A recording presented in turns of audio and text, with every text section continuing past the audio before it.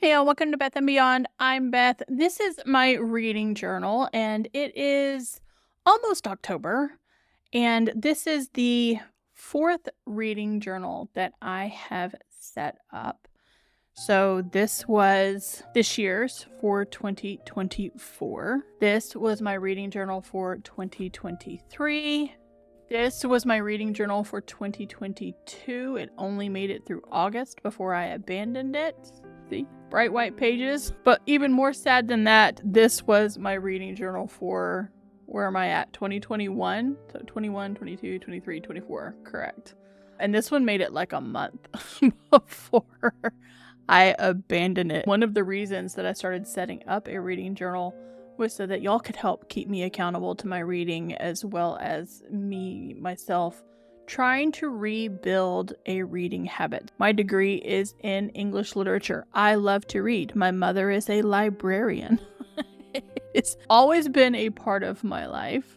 But there was a period of time as an adult that I went back to school to finally finish my bachelor's degree. I made a pledge to myself to get that degree before I turned 40.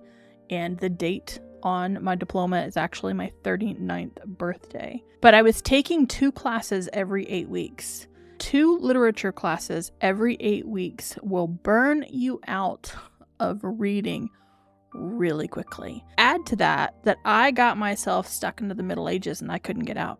I was reading Dante's Inferno and Chaucer and Chrétien de Troyes, and it just was a whole situation. Add to that as I was writing my senior thesis, my father passed away, which has been 11, 12 years ago now. And I couldn't concentrate. I couldn't read. Somewhere in there, 2 or 3 months after his passing, I said something to my mother about not being able to read, and she was like, "Oh, I can't read either." My mother, the librarian who raised us as readers, was also in her grief struggling with being able to read. It took a long time for me to get to the point where I was ready to build my reading habit back up. That was the whole purpose of the reading journals. I just thought I would take y'all through the process of planning my reading journal for 2025. Now, I've already picked a theme. Y'all know I'm a theme queen. I like a theme. And the theme for this year was Grimm's Fairy Tales. I've picked a theme. We're not going to reveal the theme or what the design is going to look like, but we are going to talk about what pages I want to include and how. We're going to start with this one and a brainstorming page. Let me get this out of the way for a second. Bring this in and make sure we can fit it all in camera. This is a Crayola Super Tip. I haven't used them in forever now that I don't do the creative bullet journaling anymore. I got it out and I was like, is this Super Tip even going to work? So if it dies on us, we'll just change colors. And clearly I'm starting to lose my voice just a little, so if y'all will hang in there with me. But let's just go ahead and pop into this one, and then we're going to look in the other ones. And then I also have a list next to me because, like y'all, I watch other people's reading journals videos and their bullet journal videos and their planning videos, and I get ideas. And I do keep a reading journal brain dump page basically in my Notion. I went in there to see what I had jotted down at any point in time. There's some thoughts that I have in there as well that we're going to see if it'll fit or not. Now, things to consider for this one, and if you do watch my reading journal videos, you may know, I'm about to run out of pages. You'll have to watch my September reading wrap up because things have happened this month that might solve some of those problems. It's not been a great reading month for me, but we'll have to see. We're just going to start here on end pages. End pages. And this is my 2024 header and theme reveal. And, you know, other than that, it's just wholly decorative. And I really like it. One of the other things I have to consider is that whatever cover page I design here for this, I need a complementary one for my first lines journal where I write down the first line of every book that I'm reading, because I knew I couldn't keep that in here because I would run out of space. So I moved into a journal all of its own, which I really like having. So this I like. So we still have 2025 header and theme reveal. And this is working for me. And that's why we're starting with this one, is because this is the 4th of 4 journals. But that doesn't mean that there's not something I've eliminated from a previous journal that maybe I want to add back in. All right, so here on this side, we have the read-along Grimm stories. So, and we're going to have another read-along for 2025. And this was just a quote that was fairy tale related. This pocket, I made the simplest way you can possibly make a pocket, and literally just cut to the right shape and glued it. I didn't even make the ones that have like the folded edges. And this is a library card that I decorated. Hang on, let me grab the pad. This came in Archer and Olive's September quarterly box last year, 2023.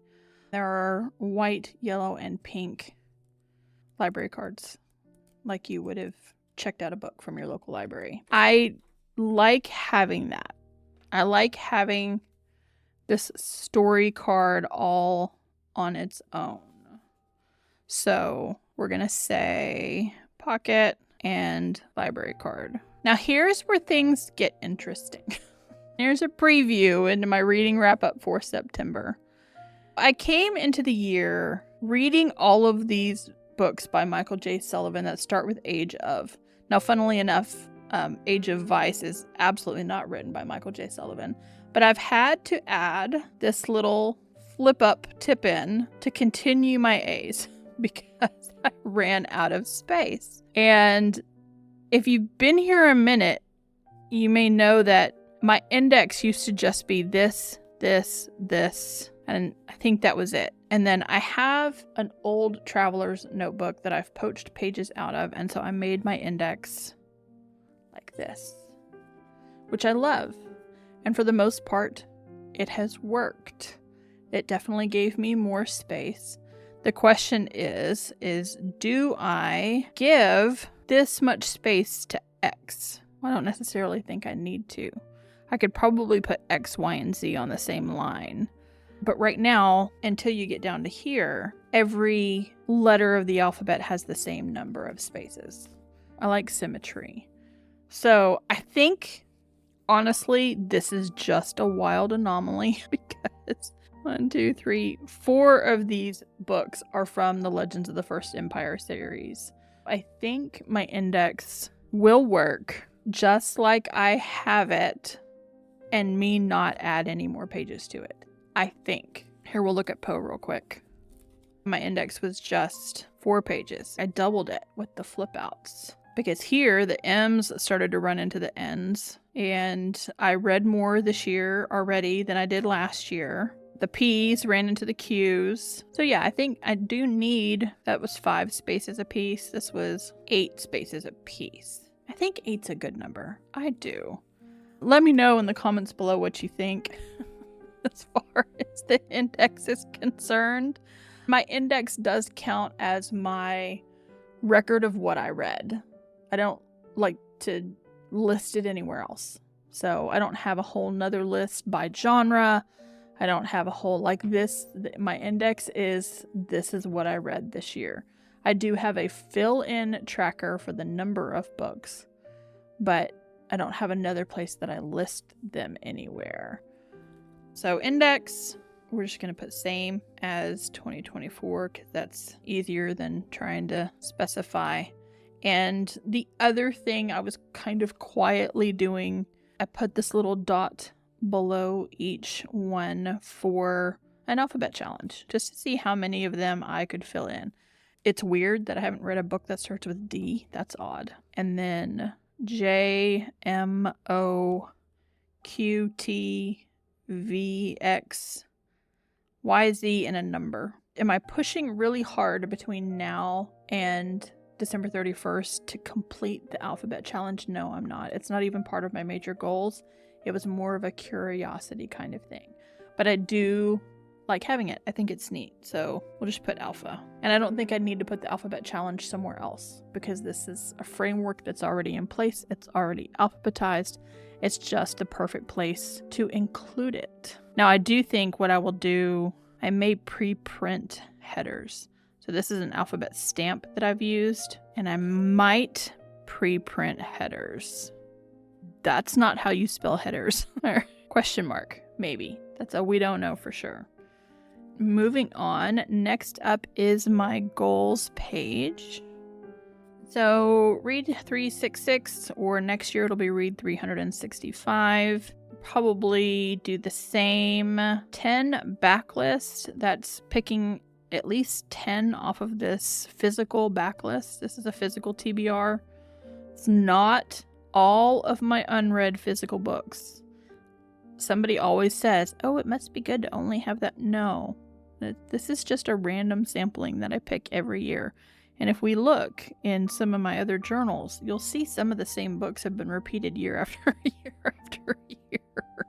Because I just haven't gotten around to them. But I always try to throw some new ones into the mix. 6 classics. I try not to forget where I came from. Again, my degree's in English literature, so I do like a good classic. I have read 4 of the 6. I did read another memoir this month, so y'all get to see that when we get to the September wrap up. I don't know about my goals yet, but I do like the layout of the page, and that's what we're focusing on here. Same layout, except maybe I want circles instead of squares. There's a lot of squares. There's a lot of hard edges happening. Circle tracker? Question mark. And I haven't picked an amount yet, so we're shooting for 54, which is 2 more than 1 a week. I think I will hit it. I don't think I'm going to have any issues hitting it. And I'm probably never going to choose more than what I can fit on this page. So what does that give me? 2 more rows. Honestly, as a working human with an 8-to-5 job and a life and an inability to listen to audiobooks while I'm in deep work, I just can't do it. I won't remember a damn thing that was said during that time period. Otherwise, I could read a whole lot more if I could listen to an audiobook all the time. I do love my backlist. I love having it. I love how many fit on the page, and we're just going to keep it that way. So, backlist. Good. Love it. Love it. I like the backlist. My series tracker, I want to keep one. Know if I have found the right layout. I'm going to grab last year's again. Need to stop putting that rubber band back on it because, keep grabbing it.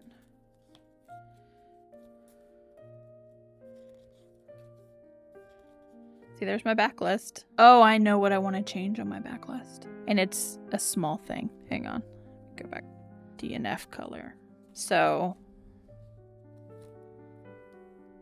this is my backlist. The first book off of this that I DNF'd this year, where is it? Is The Bookshop of Yesterdays. And see, I've got everything that I've read colored in black. And I wish I chose a different color to indicate which ones I DNF'd and which ones that I made it all the way through. But one of the other things that I've learned is the fewer colors I have around, the better, because I can never remember. I always forget to give myself a little cheat sheet down here. I've also written need Audible backlist because I own physical books and I own audiobooks that I have not read. And I think I'm going to keep them on the same backlist, but I'm going to indicate somehow on here, and maybe it's just, like I said, putting this little symbol next to the bubble to indicate that it's an audiobook and not on my physical TBR. And so it's on my TBR, but I have it on because I tend to forget completely. Like these, all of my books are behind me right now. My bookshelves are behind me. So I see these books on a regular basis. I don't see my audio catalog on a regular basis. So I want to indicate which ones of these are audiobooks that I've purchased. And a lot of the books that I do on audio, I do via the library, and that's a whole nother spread we're going to talk about coming up here in a minute. But the series tracker, that's why I got this out to begin with. Let's see. This is how I did my series tracker last year. And there's a lot of samples out there of not the grid, but the bubbles, just little circles. I think maybe I want to do that. Again, break up all of the hard edges. So, bubbles.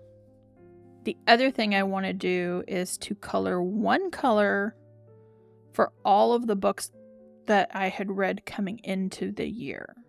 So, for example, The Wayfarers by Becky Chambers. I read the first 2 of those this year. I'm probably not going to get to 3 and 4. Maybe coloring 1 and 2 black, and then when I get to 3 and 4, them being a different color, so you know that what year you read them in.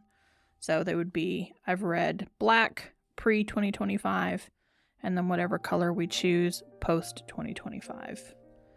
And 2 different colors. Now, I set up this Realm of the Elderlings spread because I knew I was going to start getting into Robin Hobb. And of course you've got Farseer, Live Ship, Tawny Man, Rain Wild, and Fitz and the Fool. Do I want to do this again? I would love to, but it also takes up a lot of space. So it's a big question mark. And if I'm doing it for Realm of the Elderlings, why am I not doing it for Mistborn? Mistborn's just over here by itself.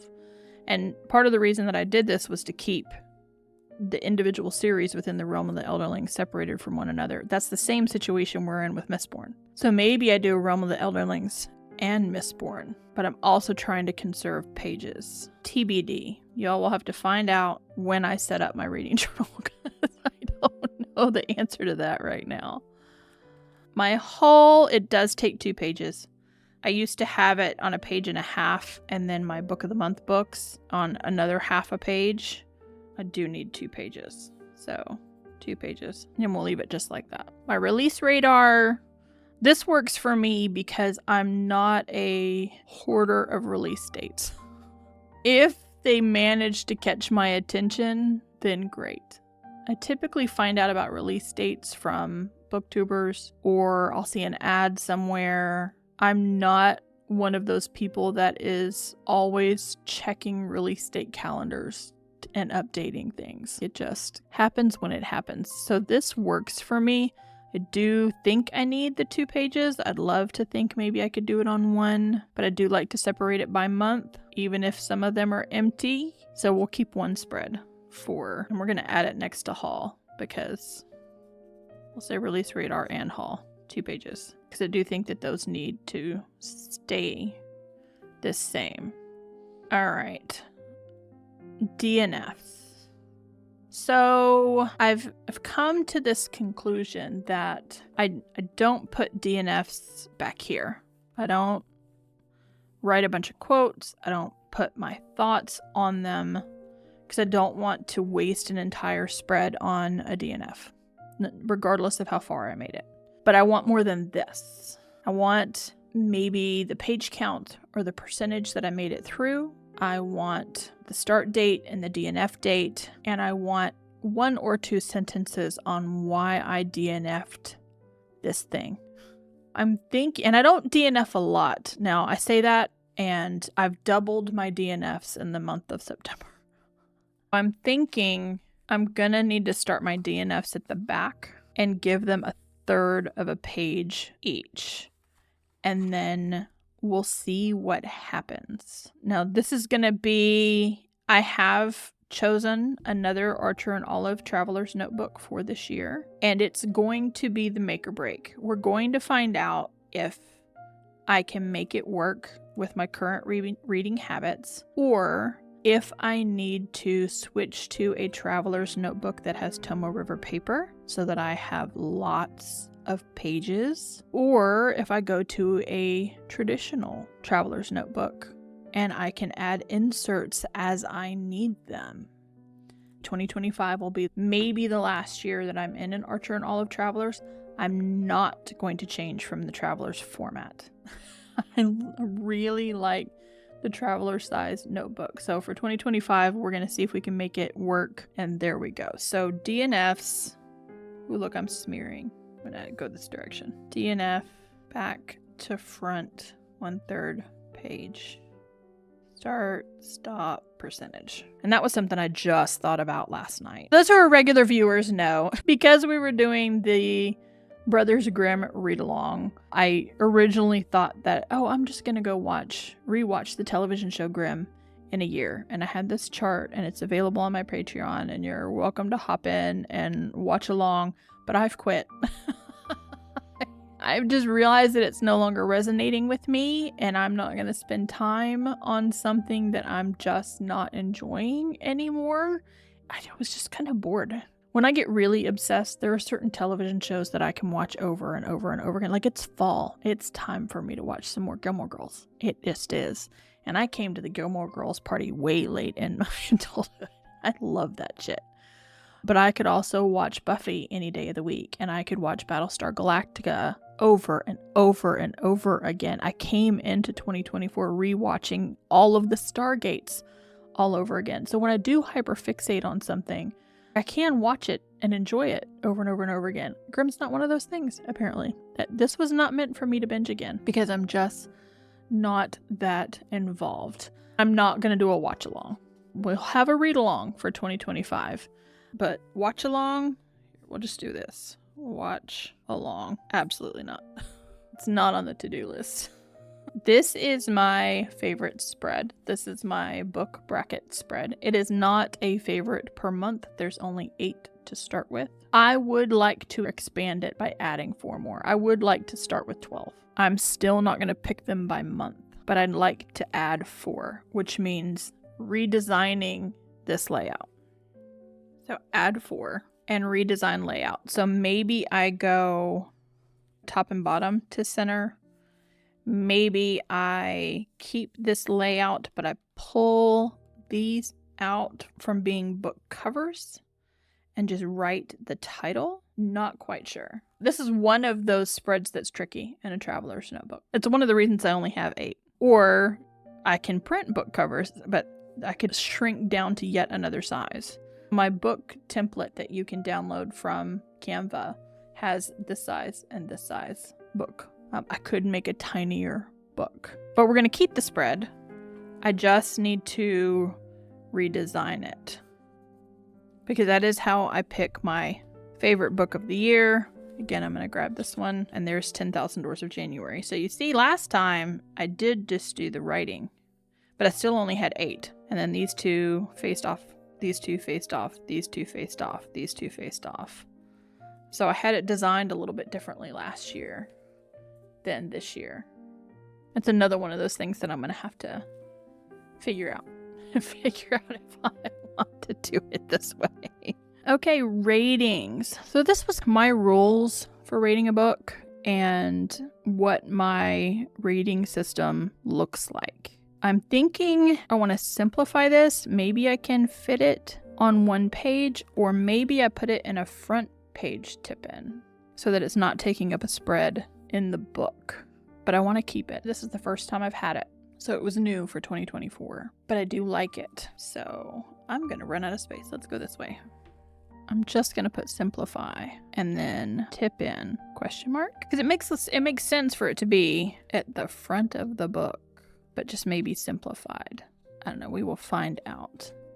Recommendations, and this is my book of the month. I paused book of the month through August, and I've paused it again through November. And based on my reading in the month of September, I'm thinking I'm probably going to cancel book of the month and just trust my gut for my own purchases, not the 5 or so that I have to choose from at the beginning of the month from book of the month. Just whatever it is that I want to read is a book that I'll buy, because I don't want to skip every month. It's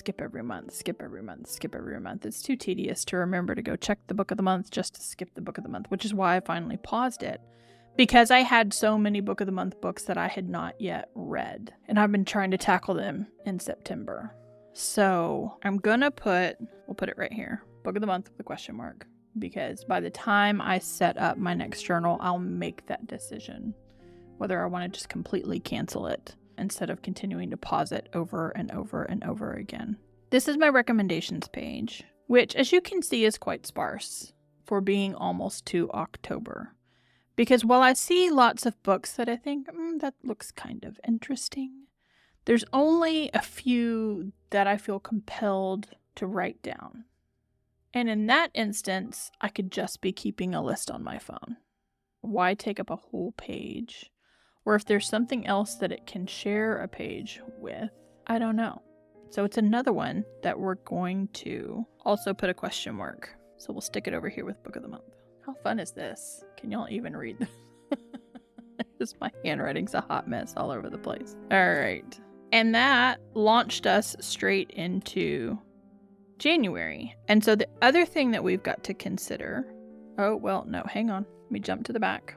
Here in the back with this tip in is my release radar for the next year. So while my release radar in the front of the journal had the months of January through December 2024, this is for books that are coming out in 2025.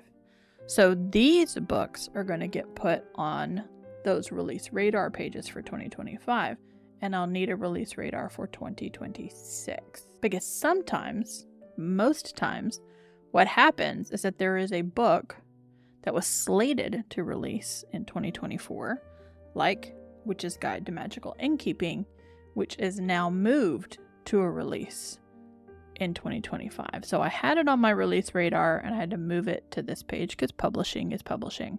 This was the first time, and then this is just my did I read every day, and my gold marker's dying, so it's changed color.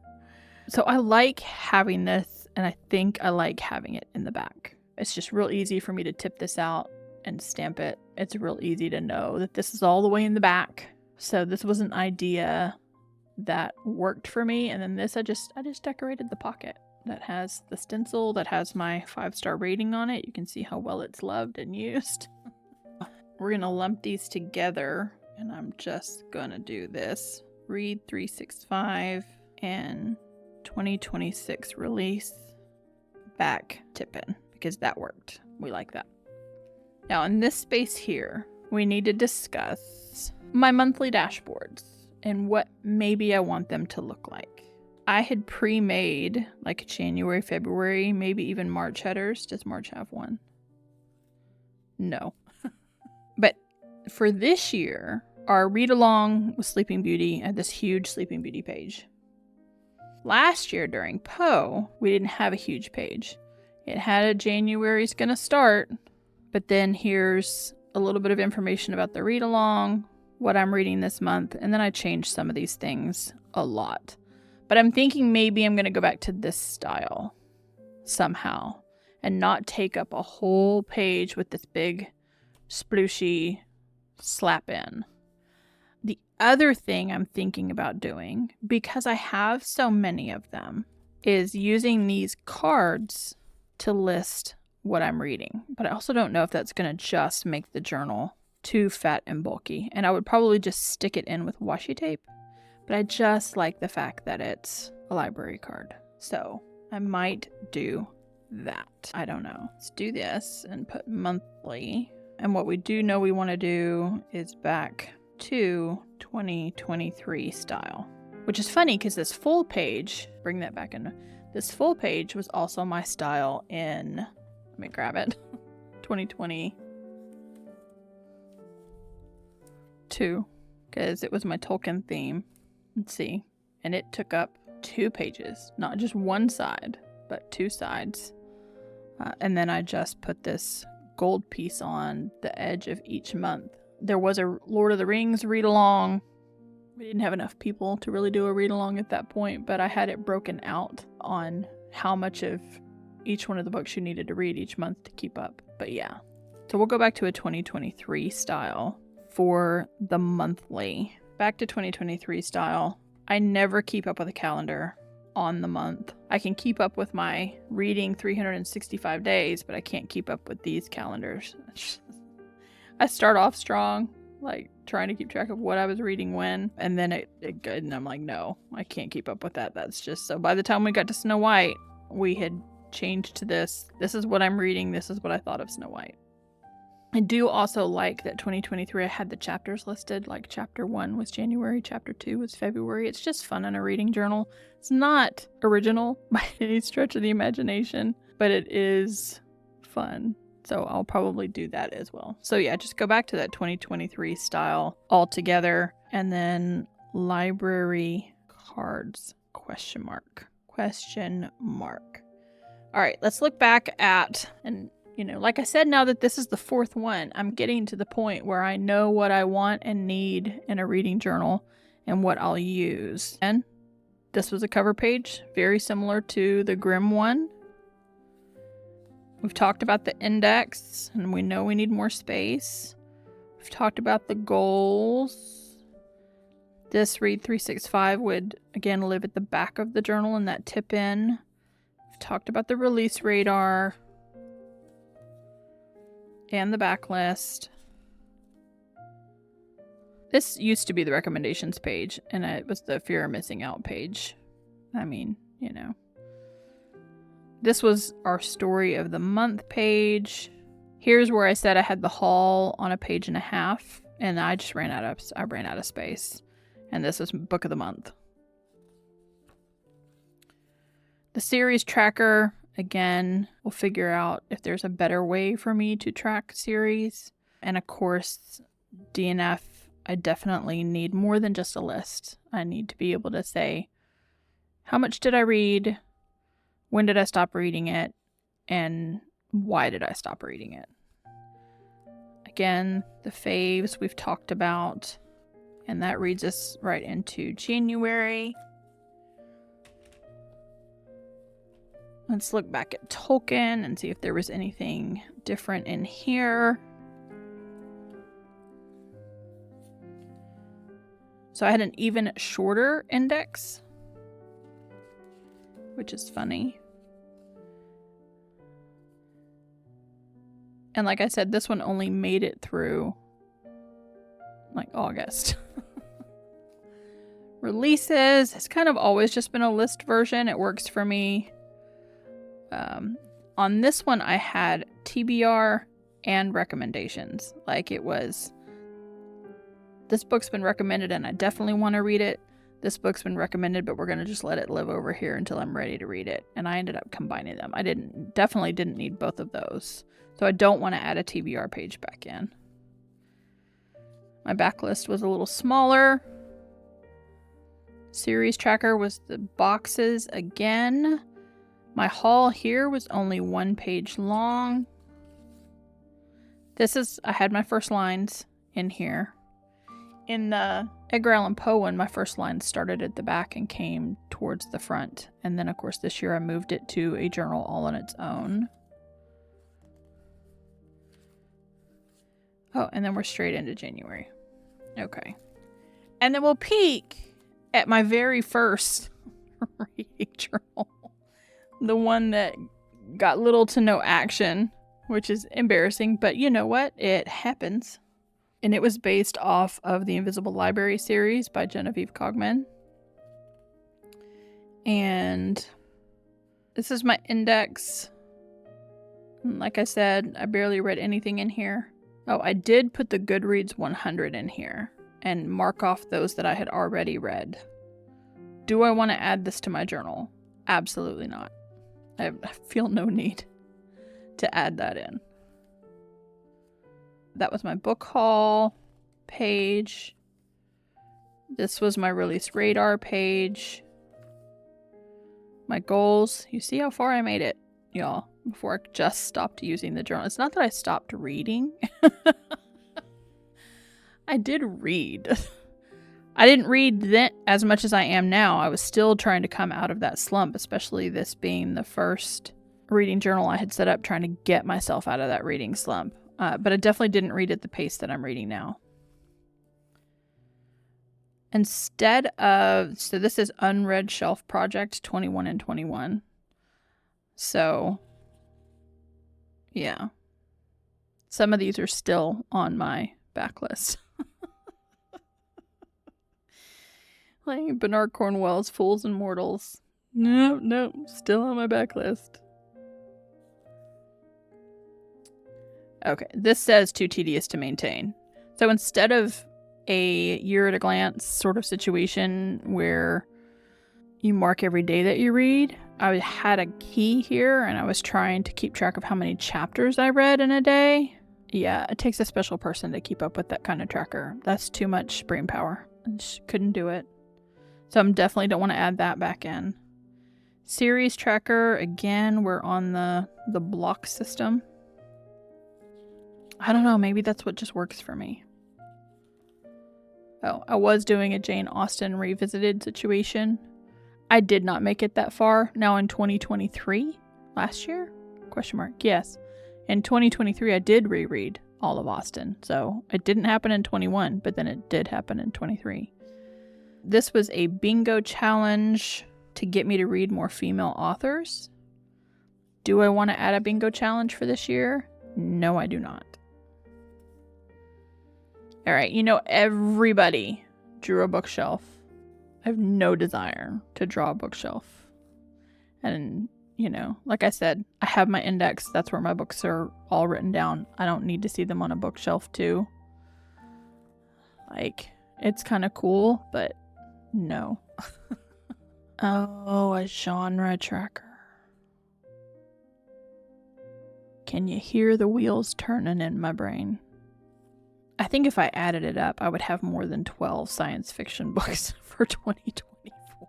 And that was just based on how much space I had here. Do I want a genre tracker? Is there a way I can fit a genre tracker into my index and not take up extra space? Or would that feel less impactful because you don't see it all at once?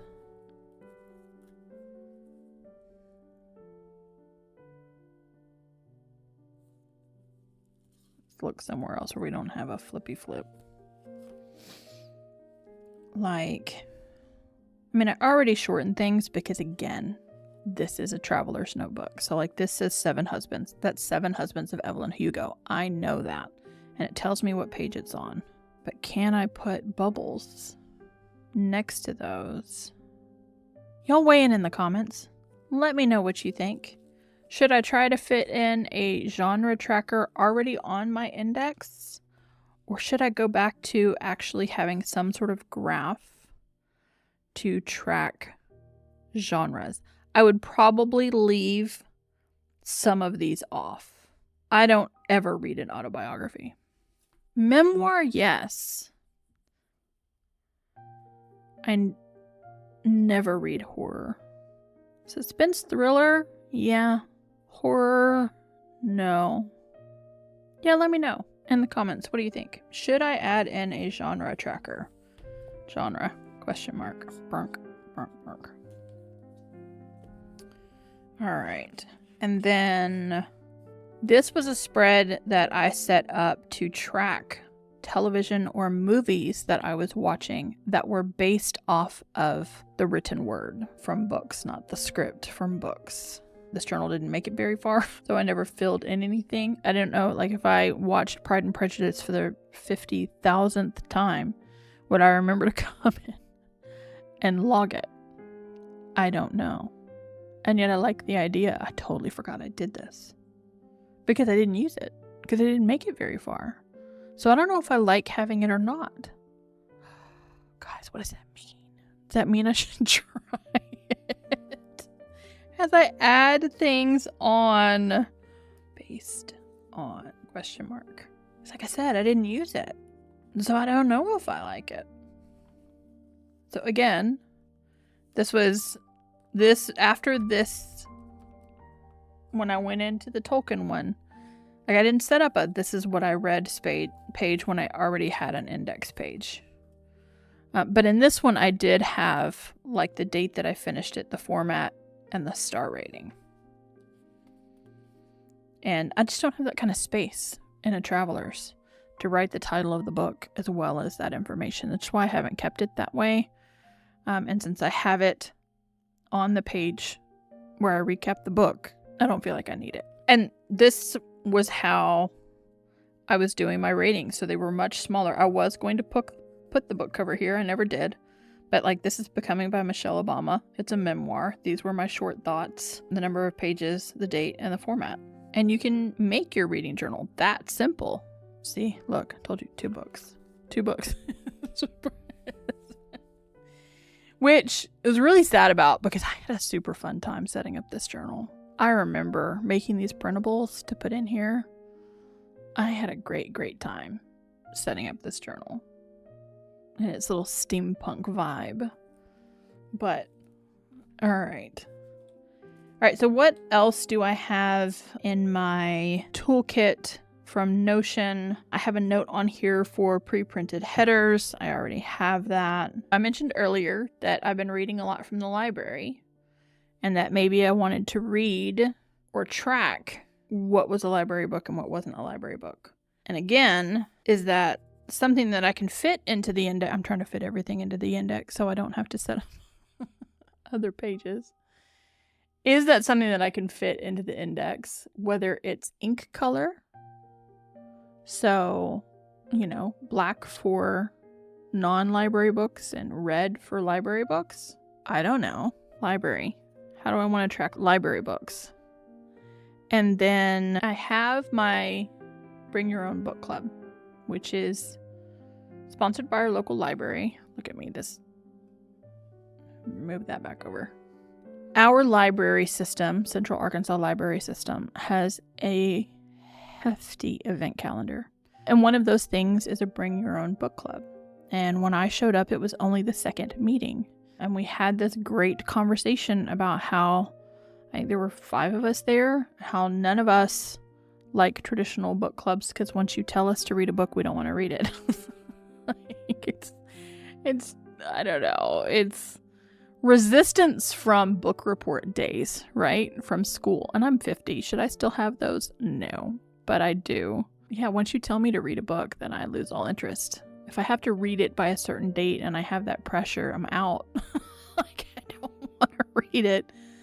And I wasn't alone. And it was actually a library patron who went to the library and said, hey, you have these other book clubs, but would you be willing to try a Bring Your Own Book Club? And we've slowly started trickling in. But I thought it would be great if I had a spread just to remember which books I chose to discuss. So last month, I took The Adventures of Amina al-Sarafi to discuss. And shockingly, nobody in the room had read it. It's like, what? Like, it's one of the most popular books from last year. Here, I thought I was behind. But I would like to track what I choose to talk about in the Bring Your Own Book Club. From August, I had 7 or 8 books that I could choose from to take with me into the early September to the Bring Your Own Book Club to discuss. So we're going to stick a question mark there, too. And that's a lot. And yet, it's a lot that is relevant.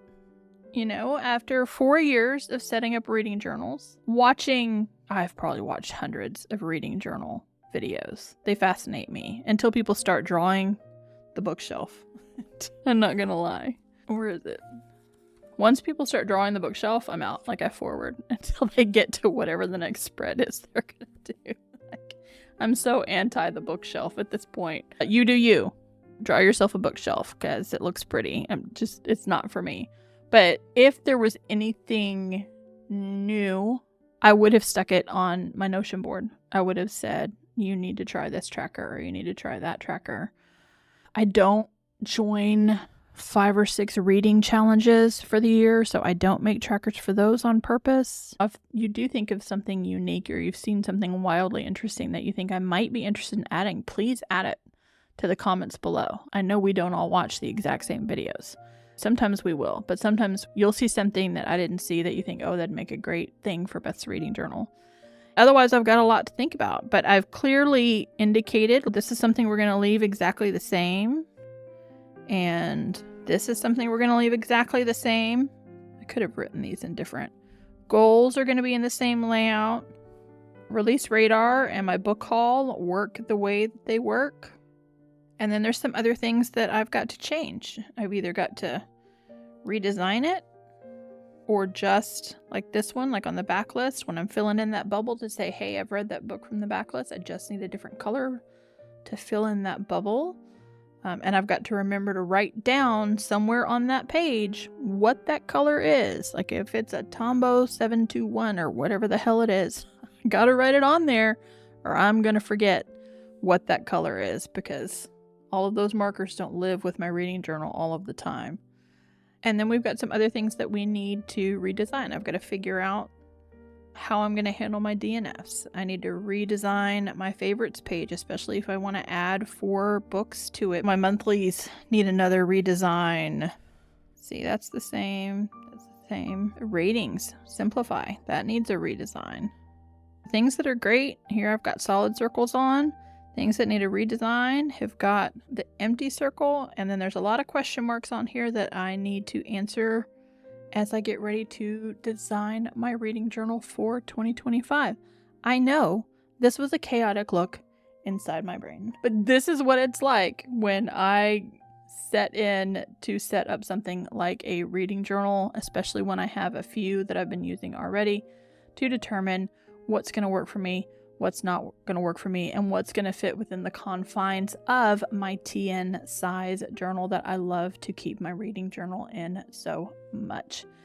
If you guys found this helpful, you got a peek into every single one of my reading journals, even the ones that, got forgotten. Please give this video a big thumbs up. Subscribe if you haven't already. Thanks for being here, and I'll catch you next time.